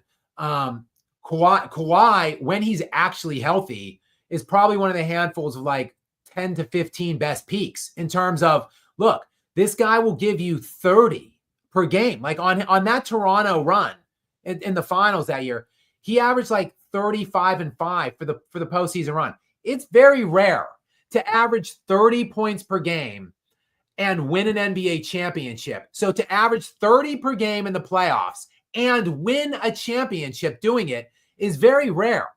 LeBron, I don't think ever did it. He might have done it once, maybe. Kobe did it twice. Of course, Jordan did it 6 times, but it's very rare. Let's check out LeBron real quick. He did it once. So LeBron, one time in the playoffs, averaged 30 for an entire postseason run, and they won the championship. So only one time for LeBron, twice for Kobe. Giannis might have done it. Let's see if Giannis did it. I think he did that year that he won it. I'm pretty sure he did it once. So let's check out. He did. And then, you know what? I think Jokic did it too in his run. I'm pretty sure he did as well, but let me just confirm that. He did. So Nikola Jokic, by the way, in that finals run in 20 games, not only averaged 30 points per game, 13.5 rebounds, and 9.5 assists. Like, for anyone that wonders why I think so highly of him. But anyway, my overall premise, like, it's very rare to average 30 for a whole postseason run and win a title at the end of that run. Kawhi did it while playing magnificent defense. He's a 2-time defensive player of the year. So, like, that's the caliber that this guy is, on both sides of the ball. To win, by the way, defensive player of the year 2 times from a guard spot is very rare. Like that's an award that is typically dominated. It's like the quarterback always wins league MVP in the NFL by and large. Like, by and large, defensive player of the year always goes to bigs, just because they have more of a tangible effect, I think, on the game. And like, it's more, they just show better in the advanced metric areas and stuff like that. So For him to win 2 of those as a guard and the titles, the way he's won them, that Toronto won, I mean, he's an all-time great. So, like, my point, Mark Law, is just to say, like, that's not necessarily like talking like shade. Like, you're not throwing shade necessarily on Luka Doncic by pointing out that Luka's only 1 and 2 against Kawhi. Like, if Kawhi would ever actually stay healthy for more than like once every 5 years, a lot of people would lose to Kawhi, quite frankly. Next in is Michael Puppin. Michael Puppin, what is going on? I don't recognize the name in the lounge, at least not in the sponsorship area of the lounge. So welcome to you, a new sponsor in here, and thanks for being here. Gary, what does Michael have for us? What are your thoughts about Mike Malone dissing Jokic and the Denver fans? Yeah, so this was sent in about a half an hour ago. I have already addressed this in a previous question. Hopefully, you were here to hear that. If not, just a quick Cliff's Notes version. I think it was gutless and pathetic of Michael Malone. He was either sucking up to Nikola Jokic for whatever reason. Like, he just was unsolicited bringing it up throughout multiple press conferences all year, how great Nikola Jokic is, how he's the clear MVP, how it's just voter fatigue, the only reason he's going to lose. And then, the other night he says, oh, well, this is why Shai's the MVP. This is why. Like, just consistency. Just don't be a gutless liar and really just kind of a sycophant. Either he's a sycophant for Nikola Jokic or he's a sycophant for ESPN, like one or the other. It's got to be one of the two. So either way, Michael Malone is just a gutless liar at this point. So all I would wish from him moving forward is just a little bit of consistency. So great point, Michael. And like I said, I went a little bit more in on him a couple minutes ago. So hopefully you were here for that. Xavier DeGod is back in now with a follow-up question. Xavier had a Kobe question earlier, maybe 20, 30 minutes ago about, like, would Kobe be the GOAT if he won 04 or 08 or both? I answered that question, and now Xavier's back with a follow-up question. Gary, what is that follow-up question? What if somehow the Lakers won in 2013 with Kobe? Yeah, 2013 being the year, I believe, that he ruptured his Achilles. That was like I think it was the 2012-2013 season, in which Kobe, to me, was still I think Kobe was the best player in the NBA still. I just want to confirm. Yes, that was 2012-2013. Kobe actually finished 5th in the MVP voting that year, despite the Lakers being a huge disappointment. The Lakers were supposed to have a big year that year. That was the year they had Kobe and Gasol, and they brought in Dwight Howard and Steve Nash. So there was a lot of preseason speculation that the Lakers were, going to be in the title against the Heat. They were the second odds-on favorite that year to win a title behind the Heat preseason. But, it never really gelled. Mike D'Antoni was brought on to be the coach of that team. He stunk. Dwight Howard was fresh off of a back surgery that offseason. Dwight Howard himself has said in recent years that he was never right that year, that he was nowhere near fully recovered from that surgery. And then Pau Gasol got hurt that year. He missed like 30-some games. Steve Nash got hurt that year. He missed 30-some games. And Kobe Bryant was left to mop it all up. So Kobe, to me, had one of the best years of his career. I think Kobe could have been the MVP that year. He finished 5th, even though I think they finished 7th or 8th, actually, in the West playoffs, and they were supposed to win the West in the preseason. But again, all the injuries, nothing really came together. Kobe finished like top 3 in scoring. He actually, that year, Kobe Bryant scored more points than LeBron James that year and averaged more points per game than LeBron. And LeBron won the MVP that season. But that was the carry job that Kobe had to do in his 17th season. So much so that he played like 46 minutes per game in his last 9 games of the regular season, which ultimately resulted in him rupturing his Achilles and his career ending. But to Xavier DeGod's point, if Kobe didn't rupture his Achilles that year and the Lakers went on to win an NBA championship that year and beat the Heat that year, then I think that would obviously have made Kobe the GOAT as well.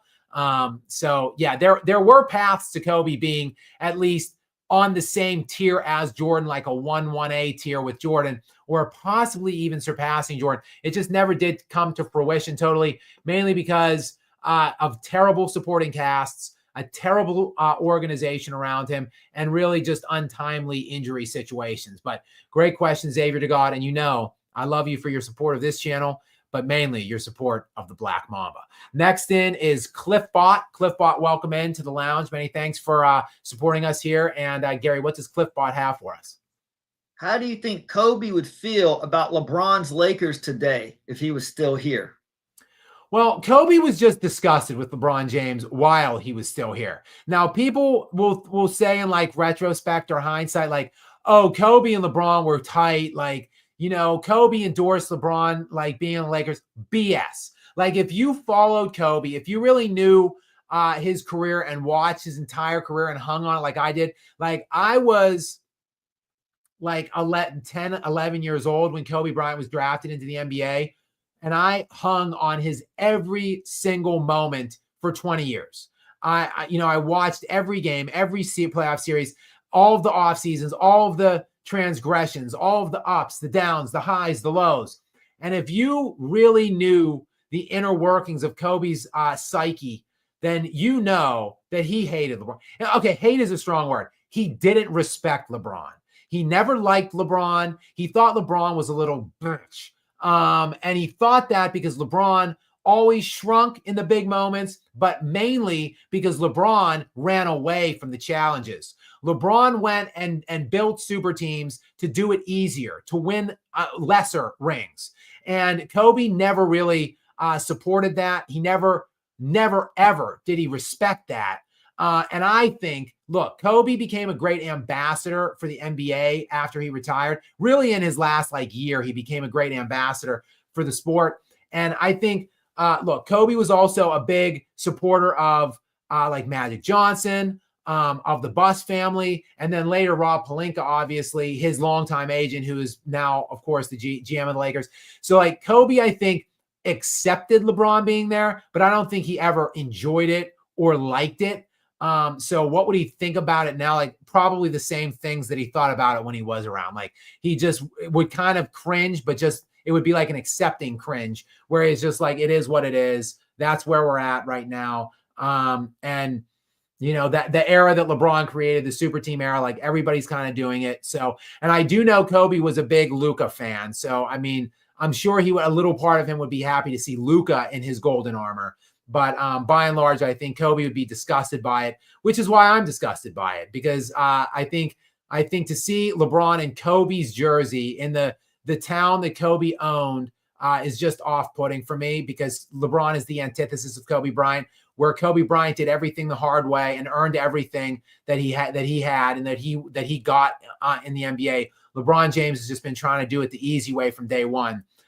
So I've always hated LeBron on the Lakers. I continue to hate it. It turns my stomach when I see it or when I think about it. So, but thank you, Cliffbot, and thank you for your kind donation. Next in, we've got SKAP's Extra Strong Cologne in still with this outright disrespectful avatar. I mean, look at this. Look at the face here, guys. Look at that face. Now look at SKAP's Extra Strong Cologne's avatar, which is supposed to, I guess, be some kind of a depiction of me. Obviously outright disrespectful, but still SKAP's Extra Strong Cologne, great at least name. And many thanks to you for your continued support here of us in the lounge. So Gary, what does SKAP's Extra Strong Cologne have for us tonight? Hey, SKAP, remember the hook from the track Roses by Outkast back in the day? That would have been 2004, if memory serves me correct. That reminded me exactly of the Knicks choke job tonight. Haha. Yeah, great point. SKAP's Extra Strong Cologne. Yeah, that you're right. That could be like the anthem for the Knicks over the next 40 hours or however long. Let me just actually make sure I'm not spreading disinformation here. I just want to make sure that game is indeed on Friday. So yes, that game will tip off in Less than 48 hours. So it's going to be hard, Scaps Extra Strong Cologne, to overcome that, I think, mentally for the Knicks. It's a must win for the New York Knicks. They know all about that because pretty much the same thing the same situation they forced Boston in last series when the Knicks overcame a 20-point deficit in game 1. That is now the prospect that the Knicks will be facing themselves on Friday. Lose that game in any way, shape, or form, you're down 0-2 going on the road to Indiana. The series is over. I don't care. You could say anything. Anybody could come in here and tell me anything. I will not be listening to you. I will not believe you. If the Knicks go down 0-2, the series is 1,000% over. I still think they choked it away and lost the series tonight. But, I'll still reserve some bit of hope for them moving forward. If they do not win game 2, it is unequivocally over. So we'll see what they can come with on Friday night in the Garden. They're going to need to come out with a big time performance, and they're going to need to actually do it for all 48 minutes this time and not blow a 14-point lead with 2.5. To me, quite frankly, blowing a 20-point lead in a basketball game, like in the third quarter when there's 5 or 6 minutes left in the third, is way less egregious than blowing a 14-point lead with 2.5 minutes to play in the game. That is pitiful. So I'm going to need to do some advanced research once I end this live stream and really dig in and see, has any team blown a game in the playoffs at this late of a stage with that kind of a lead? My guess would be no, but I will be looking into that. So do not fear. And you can find that in the video that I put out later on tonight at some point. Xavier Logistics, welcome back into you. A repeat sponsor here in the lounge. So many thanks to you and your continued support of SKAP Live. Gary, what does Xavier have for us tonight? Slow funding summer 03 rookie of the year documentary. Catch you later. So, with that is that referencing the LeBron Carmelo one or no? I think so. I thought that was 04. They were drafted in 03. Right. The rookie of the year would have been awarded in 04. I'm assuming that's what he's talking about. I don't even remember who the rookie was before LeBron because LeBron was just so big when he came out. That was 03. 03-04 was the season he won. So he technically was the 2004 rookie of the year. So just in case though, Xavier is talking about somebody else. I could tell you this: Amari Stoudemire was the rookie of the year in 2003, 2004. You mean 2002, 2003? Correct. Yes. Sorry, I'm just trying to pull up his rookie stats. I remember Stoudemire was great as a rookie. So Amari, at the age of 20, won Rookie of the Year in 2002, 2003, 13.5 points per game and 8.8 rebounds. So 14 and 9 per game on 47% for Amari Stoudemire in his rookie season. So, that is what he did. If in fact Xavier is looking for that, but I think Xavier is looking for that Carmelo LeBron documentary. So, and I could probably do that. I've gotten other requests for that, so I might very well do that this summer. Gary, while we're on the topic though of rookies, I did want to just bring this one up. I was looking over great rookie seasons in the last 25 years or so. Victor Wembanyama had a great rookie year last year. LeBron James had a great rookie year, 25-5 for him. I think Luka had a similar rookie year as well. Luka was, I think 25-5-ish as well. Very similar rookie year to LeBron. Just want to confirm that. 21 points per game. Wow, even better. Luka at age 19, 21 points per game, 8 rebounds, and 6 assists.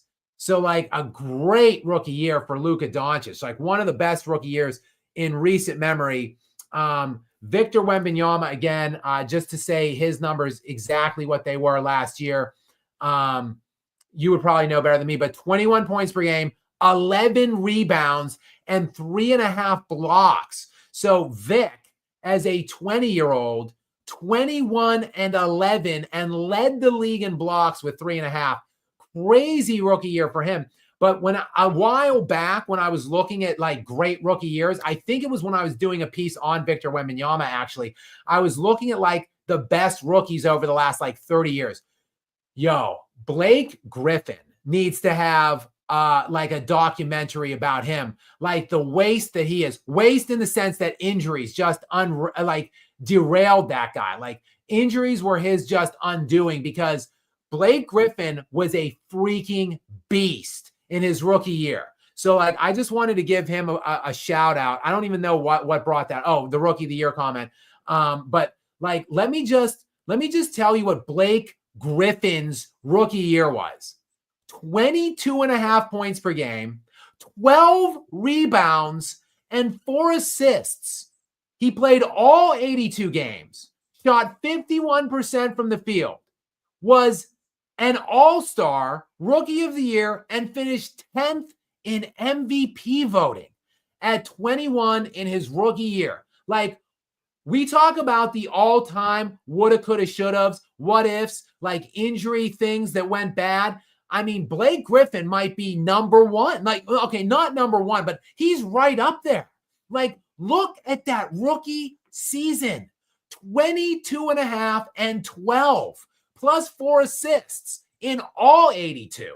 Like, that is one of the all-time best rookie seasons we have ever seen. Then in the next 3 straight years after that, Gary, he was all NBA second team twice. No, all 3 times. So he went rookie of the year in his rookie season with crazy numbers. Then he was all NBA second team 3 straight years. And he finished as high as 3rd in league MVP when he was still in his early 20s. Like, I feel so bad looking back at what his career became, ultimately just mired by injuries after that first. So I didn't want to get off on a Blake Griffin tangent there. What about Tim Duncan's rookie year? That's probably the best rookie campaign I've seen that I can think of. Okay, but Tim Duncan gets all of his credit though, Gary. I'm with you though. Okay. I thought the question was who's had the best rookie year in the last 30 seasons. Okay, but still, I get the different time, and I get the different pacing, and I get the different scoring standards. But like Tim Duncan, 21 points per game, 11.9 rebounds, 2.7 assists, 2.5 blocks. So like, okay, Duncan had more blocks per game than Blake Griffin, but I do want to see how many blocks Blake Griffin had actually.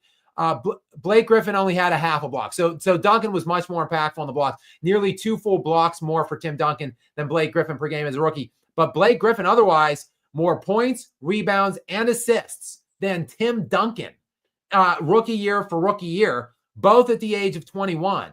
So yeah, I mean, I guess call it what you will. And also, Gary, Tim Duncan was a rookie year. His rookie year was in 1997-98. So that was before this century. So that would not be in the century of the 2000s. I'd say. Right. I thought you said 30 years. Okay, yeah. So, okay, sure. If we go back to, if we include, but even including all rookie careers, like all time, like obviously, I think honestly, Will Chamberlain had the best rookie year ever.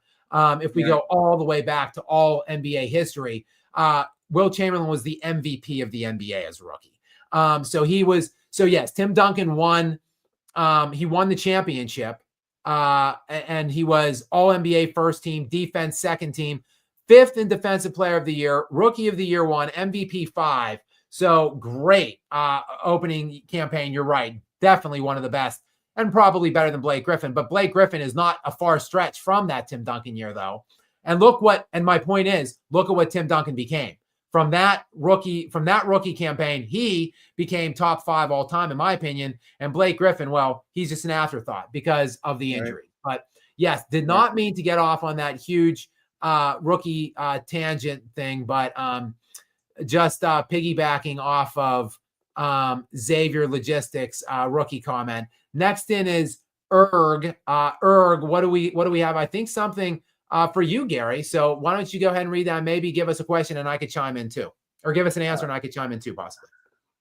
Gary will love this question. Once Wemby develops, will teams have to start recruiting defense only 7-footers to stop him, like for early 2000s Shaq. Well, what's so funny is that, we haven't really seen a prototype like Wemby, and then all of a sudden Chet Holmgren comes in, and now Şengün comes in, who are all very similar to Wemby. So we've got other centers now very similar to Wemby, and Şengün is already looks really good, and Holmgren is good in his own right.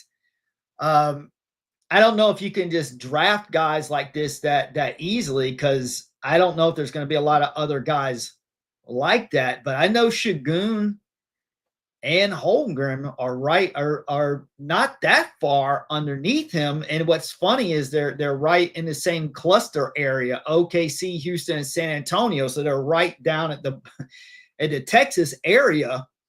So that's kind of funny.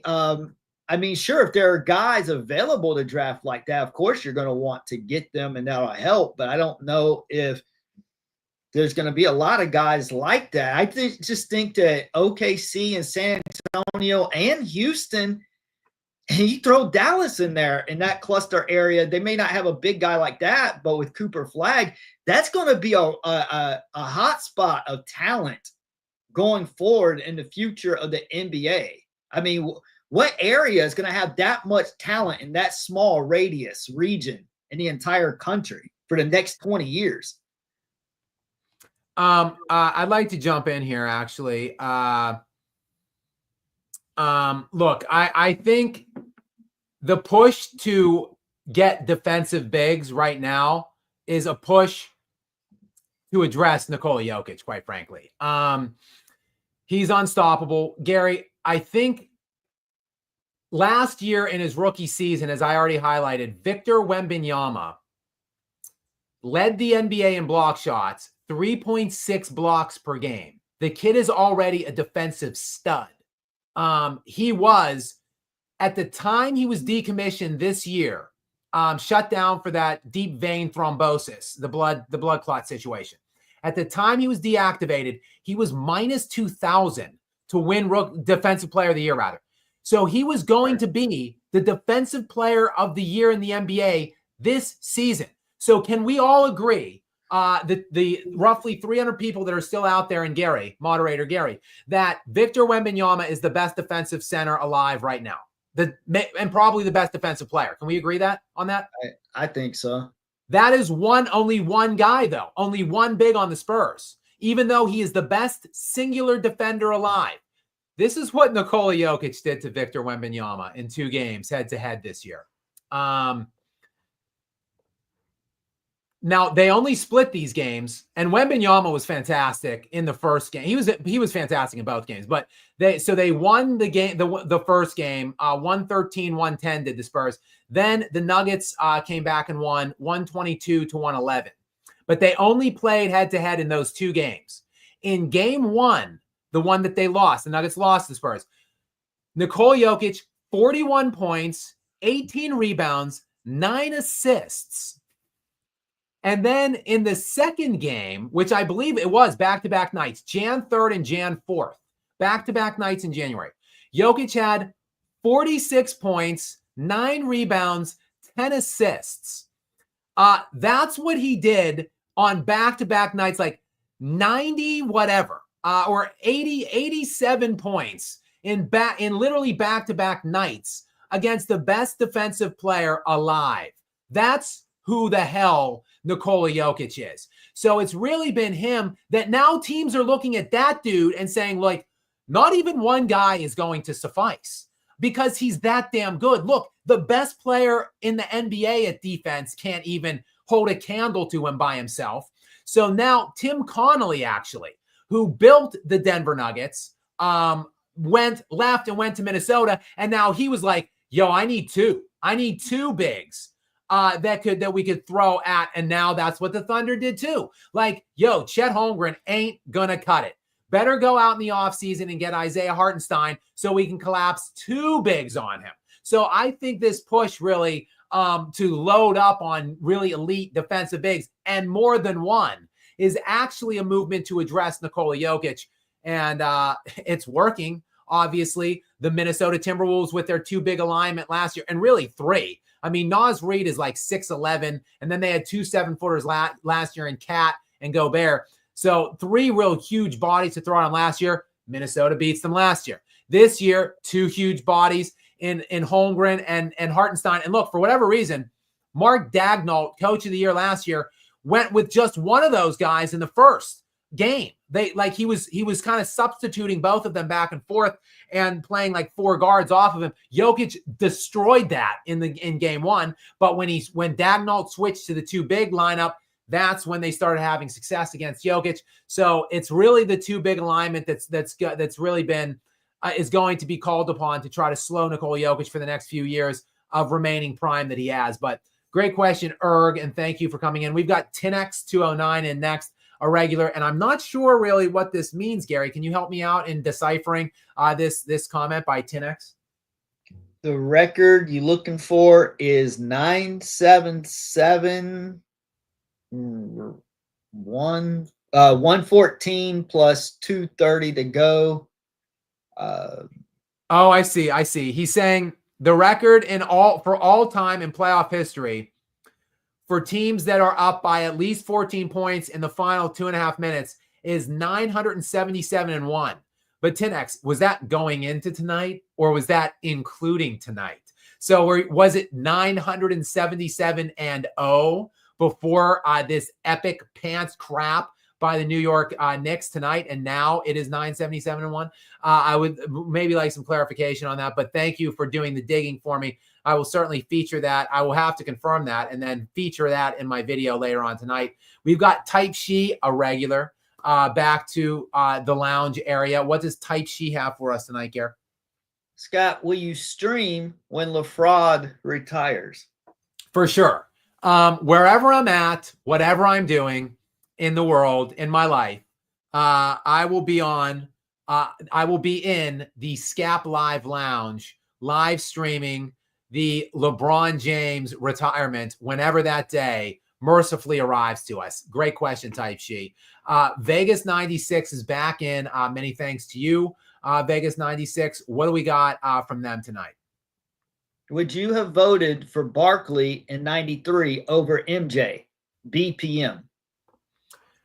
I'm not sure what the here. Let's yes, Barkley did win the NBA MVP in 1993 over Michael Jordan, and I'm not sure exactly. 92-93 was the exact year. Charles Barkley was the league MVP that season. I will actually be very surprised. I think the question here is he's inferring that Charles Barkley led in BPM that year. I will be shocked. I'm in the process of looking it up. I'll be shocked. Michael Jordan led the NBA in every advanced metric, like Nikola Jokic. BPM, VORP, and PER every year, basically from like the mid 80s till through his first retirement. So like the mid 80s through like 93. I'm pretty sure he led the league in BPM, VORP, and PER every single year. So I will be shocked if Charles Barkley, the insinuation being that Barkley led in BPM that year over Jordan. I will be shocked. But let me just look it up real quick here. 1992, 1993 BPM, not close. Not close at all. Vegas 96. That year, Michael Jordan led the NBA in box plus minus by like a crazy margin. Michael Jordan had an 11.2 BPM that year. Charles Barkley was second in BPM, just like this year, where Shea is second to Jokic. In this season, Barkley was second, but it was an even bigger margin than Jokic led by the Shea this year. Barkley 7.8 on the BPM scale to Jordan's 11.2. That is a difference of 3.4 points. So Jordan clearly the best player in the NBA that year, just like Nikola Jokic is clearly the best player in the NBA this year. Now keep that 11.2 in mind though by Jordan that year, an all-time BPM by Jordan. And just to show how great Shai Gilgeous-Alexander has been this year, Shai had an 11.5 BPM this year. So Shai's BPM this season is actually 0.3 of a point better than Michael Jordan's BPM that year in 93, which was an all-time great historical BPM.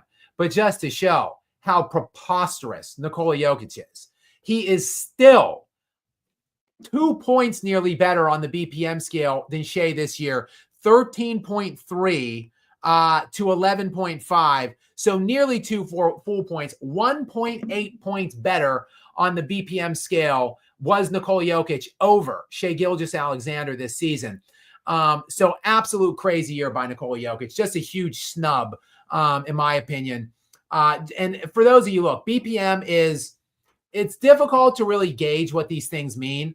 Box plus minus, just to do this briefly, we're getting a little long in the tooth here in the lounge. We will be wrapping up here shortly. I do have a couple more super chats I want to get to, but I talk about BPM a lot, and to Vegas 96 point, I slid in BPM. Box plus minus is one of these advanced analytic things, and it's pretty much the king of all analytics, in my estimation. BPM is an analysis of the standard box score and then essentially determining the impact of that standard box output in how many points you add for your team per 100 possessions over a standard replacement level player.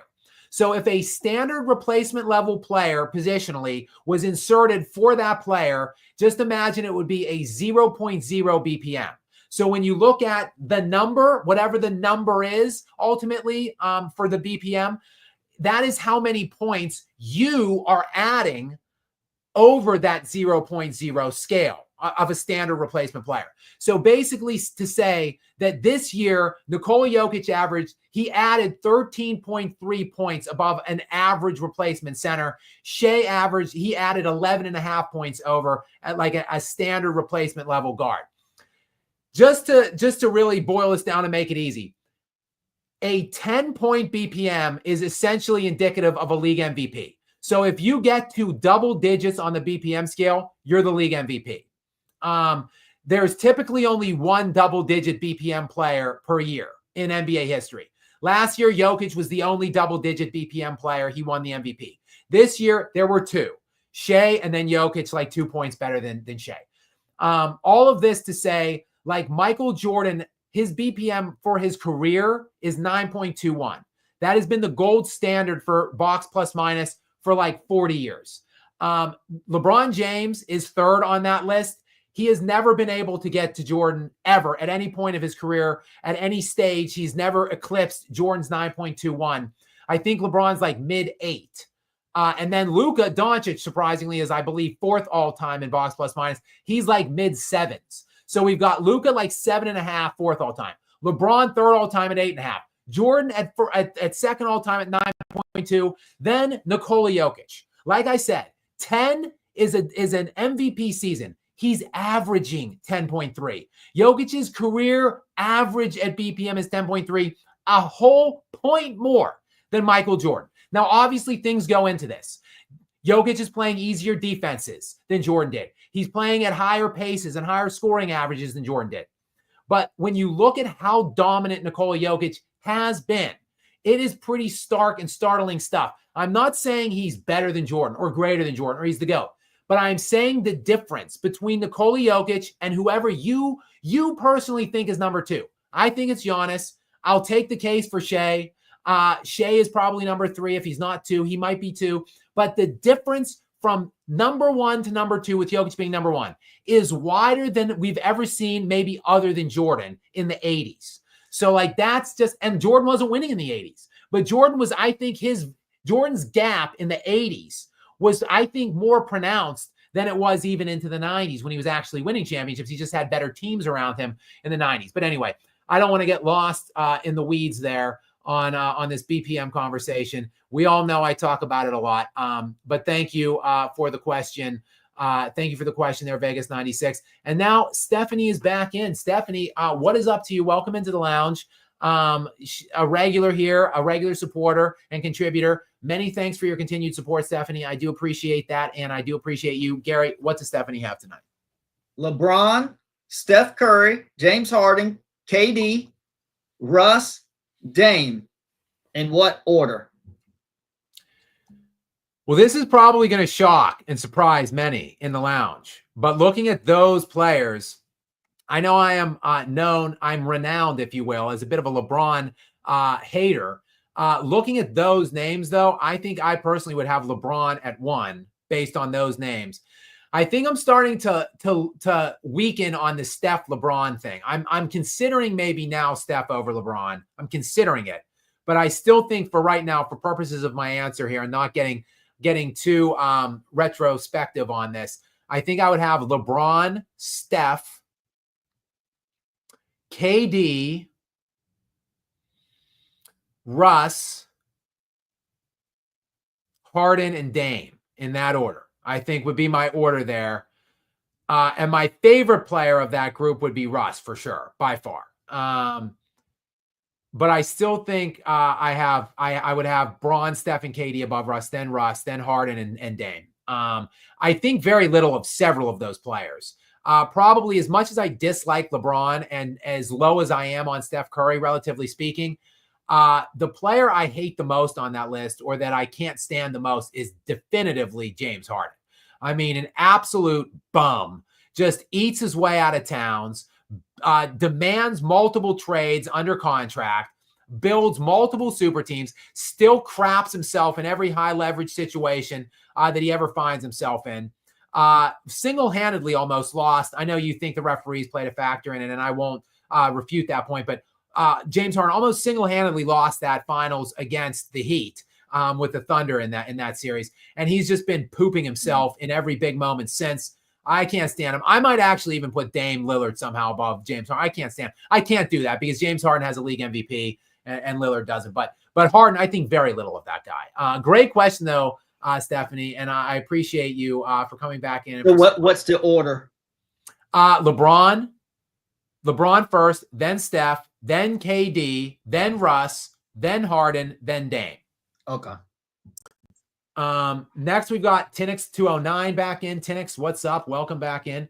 What do we have from Tinix? I think he's clarifying his previous. Oh, yes. I think what he's saying, what he meant to say was the Pacers are the first ever to win such a game. When you saw the 977-1, right? I think he just had typos, and that's why it was hard for me to read it. And it appeared like it was 977-1, but I think what he's saying, it's the first time in 977 tries, I guess, that happened. Yep. So, thank you for the clarification, 10X. While I'm not whatever, I cannot think of this research group, this entity that everyone says like per such and such research, this is the first time since 1958. Like, I can't think of what that's just, it's a complete mind blank. Like, I can't think of, there's some entity known for research.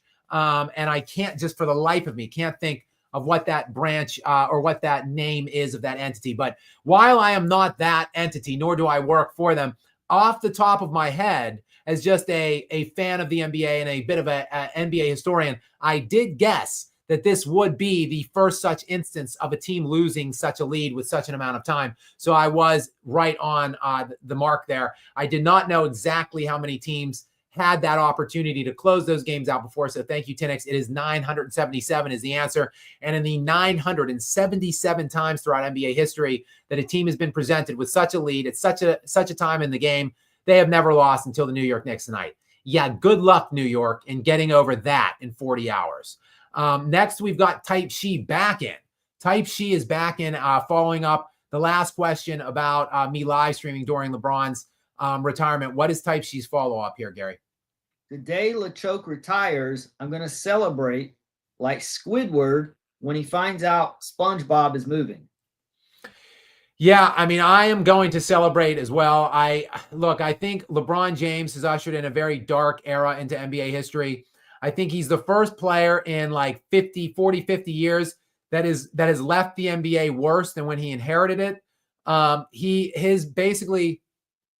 think his big legacy is that he ushered in the era of player empowerment, of big guaranteed contracts, of guys not even honoring those contracts, of people dictating what and when and where they want to play and with who they want to play, the destruction of just really competitiveness in the NBA and the competitive nature of the sport and the players within it. He has ushered in the era of taking easy things and easy way outs and trying to build, fake fraudulent legacies. So, and look, people have been watching. The fans have been watching, or should I say, have not been, because people have been tuning out and shutting down their viewerships on this product for years now under LeBron's stewardship. So that is really kudos to you, King James. That is his legacy. So a legacy of destruction and decay of this once great product. So hopefully we have some good young ambassadors now that are up to the challenge and the task of repairing this thing. But I think in order for them to do it and for them to get the opportunity, first, we need a cleansing moment of retirement from LeBron. So I too, Type She, will be celebrating, rocking out whenever LeBron James mercifully, finally retires. Next in is Samson the Current. Samson, welcome in, a regular here in the lounge. What does Samson have for us tonight, though, Gary? Saturday Night Live is my go-to post game. Appreciate you, Samson. Appreciate your support here. Obviously, your sponsorship, but first and foremost, just your ongoing support of me here on this, whatever we're doing here on this platform. I still don't really fully understand YouTube, but I sure do like talking my shit on here, and I really like connecting with you guys. So many thanks for coming out and for supporting me. And finally, we've worked through all of these super chats. Xavier Logistics in with our last one, and yes, just clarifying that indeed Xavier meant the 03-04 Melo LeBron. Yes, Xavier, I don't know if it was you or if it was somebody else that has been asking me to do this, but I've gotten a couple requests to do like an off-season 03-04, the 2004 Rookie of the Year battle between Carmelo and LeBron. Again, off the top of my head, I talked about it last time. They average, their averages look similar. LeBron averaged more assists. Carmelo averaged more points and rebounds on higher shooting percentages. I'm pretty sure he shot higher from the field, the free throw line, and the three-point line. Both of them uniquely came into bad situations. Like they both those teams, the Nuggets and the Cavs, had won like some really low amount of games, like 18 games the year before that draft, that 03 draft. So, both guys inherited bad situations. Both teams won a hell of a lot more games in their rookie seasons, but Carmelo got the Nuggets over 500. LeBron was under 500. Carmelo made the playoffs in the much tougher, much more stacked up Western Conference, whereas LeBron finished under 500 and missed the playoffs. To me, it was pretty much a no-brainer that Carmelo Anthony was the rightful Rookie of the Year. But I'll dig into it though. I'll go deeper than that, like cursory surface glance that I just took us through. I'll look at everything, all of the advanced metrics as I've been known to look at, and I will produce some kind of a documentary about that 03-04 season, that Rookie of the Year chase between those two in the offseason. You've got my word on that. And with that, we are now over 2 hours here in the lounge. In SKAP Live After Dark. We are approaching the 1:30 hour now, at least at my time in the morning. And I still have to do some kind of a video response on what we just saw and what we just did see to recap that briefly on our way out here. 138-135 Indiana Pacers, an absolutely stunning comeback from them. I say tomato, you say tomato. You might say comeback. I say choke job. I'm looking at it from glass, completely bone dry empty on the New York Knicks side of things. Obviously, you can look at it as like a historic, heroic, legendary comeback for the ages by the Pacers. For me, I look at it the complete other way. The Knicks, absolute, unequivocal, pant-pooping moment, choke job for the ages by them.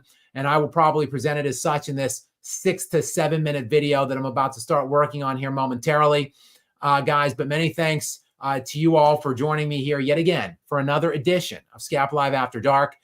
We will likely, tomorrow is Thursday. It is game 2 of Thunder and Timberwolves. So we'll likely be back in action tomorrow night to talk about that one. Of course, you guys know my take on that. I'm anticipating yet another pretty wide margin of victory for the Oklahoma City Thunder tomorrow night. But hell, we'll see what plays out there.